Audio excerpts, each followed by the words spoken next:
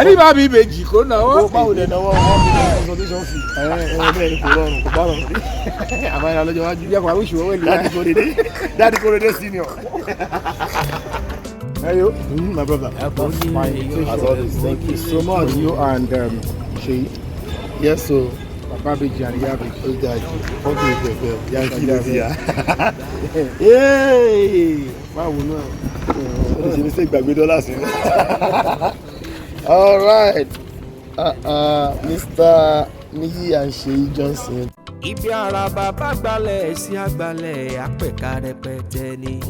Relevant information attached. Thank you so much. Team Bawa, wetin again? If I hear sound, no come. You na my blood. Hey, Madiba ló fẹ́ kọ́ ni. Yes, I want to hear PK the first. You deserve it, you deserve more.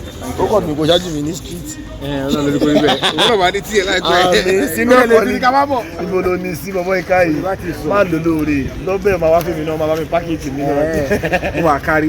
Àmì Coming soon. appreciate brother, God bless you. Many more to come. Omi o.